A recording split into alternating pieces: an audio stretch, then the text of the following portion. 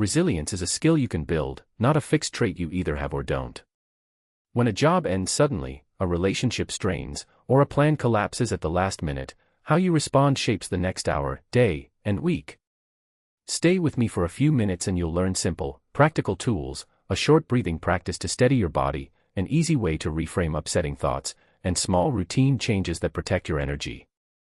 Picture finishing work, opening an unexpected bill, and feeling your chest tighten. One steady breath and one small action can stop that overwhelm from growing.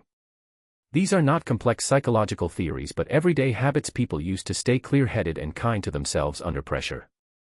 If you want straightforward steps you can try tonight to feel steadier in the middle of chaos, keep listening. What resilience really means psychologically. Resilience refers to the capacity to adapt, recover, and maintain functioning when faced with stress, loss, or change. It is not a simple trait that some people either have or do not, rather, it is a set of psychological processes that work together. At the mental level this includes how we interpret events, how we regulate intense emotions, and how we choose actions in response to difficulty. These processes shape whether a setback leads to long-term decline or to renewed engagement with life. At its core, resilience is about flexible thinking. People who are resilient tend to appraise problems in ways that make solutions visible. They do not deny pain, but they avoid interpreting a single bad event as a permanent, all-encompassing failure. For example, someone who loses a job may acknowledge the loss and the fear it brings, while also evaluating concrete next steps, updating a resume, contacting former colleagues, and exploring retraining options. That ability to shift perspective and break a large problem into manageable parts is a practical expression of resilience. Emotional regulation is another central piece. Resilient individuals experience distress, yet they can soothe themselves, pause before reacting, and recover from emotional spikes.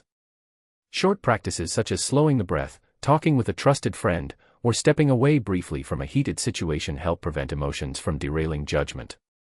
A relatable example is a parent facing repeated sleepless nights with a sick child. They may feel exhausted and worried, but by accepting help from neighbors, setting small priorities for each day, and allowing moments of rest, they protect their capacity to care and make clear decisions. Social connection and meaning-making also sustain resilience. People count on relationships to share burden, get feedback, and remind them they are not alone. Finding purpose, whether through small acts of care, professional identity, or a personal project, gives stressful times a frame that supports endurance. Consider a teacher whose school changes schedule unexpectedly, leaning on colleagues to exchange ideas, reframing the change as an opportunity to try a new lesson format, and keeping sight of why they teach will help them adapt rather than simply endure. These psychological elements, appraisal, regulation, action, and connection, work together and can be strengthened over time. How people adapt during uncertainty. People facing uncertainty often shift their focus from large unknowns to small, immediate choices they can control. This narrowing of attention helps conserve mental energy and reduces feelings of helplessness. For example, a parent who has lost income may not be able to change the job market, but they can list essentials, adjust meal plans, and set a new daily routine for children. Those actions are practical and concrete. They reduce chaos into manageable steps. Many adapt by building simple routines and tiny rituals that mark the passage of time. A consistent morning routine, even if brief, signals stability to the brain. A nurse working long, irregular shifts might use a 3-minute breathing exercise on breaks and a small check-in with a colleague at the end of each shift. These small habits do not remove uncertainty, but they provide anchors. At the same time, people use two basic coping styles: problem-focused coping, which looks for solutions, and emotion-focused coping, which manages feelings when problems can't be fixed. An example of the first is a small shop owner who shifts to online orders and curbside pickup. An example of the second is practicing acceptance and guided relaxation when a problem cannot be solved immediately. Social connections and trusted information play a large role in adaptation. People turn to friends, family, co-workers, and community groups to share resources, advice, and emotional support. A neighborhood food-sharing group or a workplace peer support chat can lighten practical burdens and loneliness. Yet there is a balance. Constant exposure to negative news or unverified tips can increase stress rather than help. Seeking information from reliable sources and limiting intake to what is necessary is a useful practical step. When challenges feel too big, many also reach out to professionals, counselors, social workers, or legal aid to get targeted support. Flexibility and a learning mindset help people adapt over time. Rather than waiting for certainty, resilient responses often involve small experiments, learning from what works, and adjusting quickly. A student struggling with remote classes might try different study times, change lighting and seating, and then keep what improves concentration. These small trials build experience and confidence. Adaptation is not a single act but an ongoing process, and steady, small steps usually lead to greater stability than waiting for perfect conditions. Emotional flexibility in stressful situations. People who can adjust their emotional responses to match what a situation needs tend to move through stress more smoothly and recover more quickly. This skill is not about forcing feelings away or pretending they do not exist. It is about noticing an emotion, understanding it, and choosing a response that helps rather than harms. In practice, that might look like a parent who feels irritation when a child has a meltdown in a supermarket but takes a breath, lowers their voice, and redirects the child with a simple game.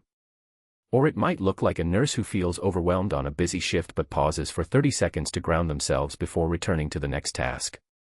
Simple habits build this capacity. Begin by naming what you feel, aloud or in your head, because putting words on emotion can reduce its intensity and create space for choice. Try a gentle reframe when a situation allows. If a traffic jam makes you angry, telling yourself this gives you extra time to call a friend or listen to an audiobook changes how the moment feels. Acceptance is different from resignation. Accepting a strong emotion means acknowledging it without immediately trying to eliminate it. Sometimes the best move is to step away for 5 minutes, breathe deeply, and return calmer. Other times the best move is to act, make a short plan, solve a small piece of the problem, and let that action reduce the feeling of chaos. Use different tools depending on context. Distraction can be helpful in the short term when emotions are intense and you need to avoid impulsive reactions, for example, stepping out of a heated email thread to take a brief walk. Reappraisal, which means looking for another angle on the situation, is useful when you can change your interpretation. Problem-focused steps like making a prioritized checklist work better when the stressor is practical and solvable. Practice switching between these approaches. Try small experiments. If you normally push through frustration, deliberately use a breathing break next time and notice the result. Notice what helps on different days, because flexibility means having several options and learning when to use each one. Routines and small plans support emotional flexibility too. Create short, concrete rules for chaotic moments. First, name the feeling. Second, take one calming action. Third, choose either to reframe or to act on the problem. A project leader facing a sudden deadline might spend the first 10 minutes reorganizing tasks with the team, rather than trying to suppress panic and work nonstop. Social support is part of flexibility. A quick message to a trusted colleague can shift perspective and relieve tension. Likewise, self-compassion, treating yourself kindly after a mistake, prevents small setbacks from becoming spirals. Say to yourself, "That was hard, what is one thing first can do next," and then do it. There are signs when flexibility is limited: persistent reactivity, getting stuck in one response, or avoiding emotions altogether. If you notice repeated cycles where the same reaction keeps creating problems, it can help to bring in a coach or therapist who teaches new strategies. Mindfulness practice, explained simply as steady attention to the present moment, strengthens awareness of feelings and increases the chance of choosing a helpful response. Over time, with modest and regular practice, most people expand their emotional toolkit and find they can remain steadier when life becomes chaotic. Building stability without denying emotions. Acknowledging and naming emotions reduces their intensity and helps people respond more thoughtfully. Saying to yourself, "First feel anxious," or "First am angry," is not weakness. It is a practical step that calms the body's alarm system and creates space to choose an action. For many people, the simple act of labeling a feeling makes the urge to act on it less immediate, so a pause becomes possible. For example, a teacher who notices rising frustration during a chaotic classroom can name that feeling inwardly and then choose a brief breathing break rather than snapping at students. Trying to push difficult feelings away often makes them louder, not quieter. Suppressing sadness, fear, or anger commonly increases physiological stress. Sleeplessness, tension, and irritability can follow, so pretending everything is fine can undermine the very stability one seeks. A practical alternative is to set aside short, intentional times to process feelings. A commuter might use the walk from the train to the office as a 5 to 15-minute period to reflect and name what came up during the day, rather than letting those emotions simmer beneath a composed exterior. Routines and small rituals create predictability that support steady behavior without erasing how you feel. Simple habits such as a consistent wake-up time, a brief morning stretch, or a nightly phone-free half-hour anchor the day and reduce the number of decisions required when emotions are high. Consider someone who lost a job, keeping a morning routine, making coffee, reading for 15 minutes, and updating one application, provides forward motion while grief and uncertainty are acknowledged and felt between those steady points. Clear boundaries protect emotional energy while allowing feelings to be honest and present.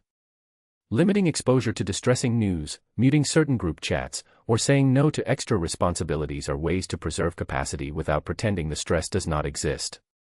A parent might turn off work notifications during dinner to be fully present with family while acknowledging that worries about work will be dealt with later. That separation keeps the household calm and gives the parent permission to both feel and function. Safe social contact and compassionate listening are essential components of stability that honor emotion. When friends or colleagues reflect back feelings, it sounds like you're overwhelmed, it validates the experience and reduces isolation. In contrast, quick minimizations can make someone feel unseen and escalate their distress. Practical steps include scheduling a weekly check-in with a trusted friend or seeking a support group where others face similar challenges. Professional help is another reasonable option when feelings are persistent and hard to manage alone. Combine emotional skills with concrete coping tools to stay steady in chaos. Grounding methods such as focusing on the senses, a few deep breaths before an important conversation, a brief walk to clear the head, and regular sleep and meals all support the body and mind.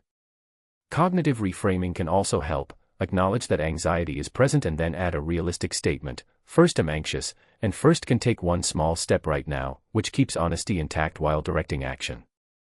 Gentle self-compassion ties these pieces together. Treating yourself with the same patience you would offer a friend helps maintain stability without denying what you feel. We've looked at what resilience really is and how it grows, noticing what you can control, accepting what you cannot, practicing small daily habits, leaning on others, and being gentle with yourself when things go wrong.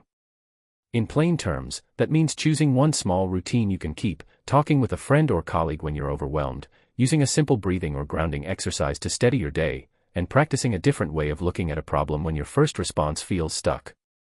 Think of a parent balancing work and childcare by setting one predictable hour for focused work, a person who loses a job and reaches out to a network for leads, a student breaking study into short, steady blocks instead of trying to cram. Those small, realistic steps add up. If any of this resonated, try one simple practice today, a 2-minute breathing pause, a short check-in with someone you trust, or a tiny routine you can repeat. Share what you try in the comments so others can learn from your experience. If you want more practical tools, please subscribe. In the next video we'll walk through 3 short exercises you can use immediately to calm your body and rebuild steadiness in chaotic moments. Thank you for watching, and take care of yourself.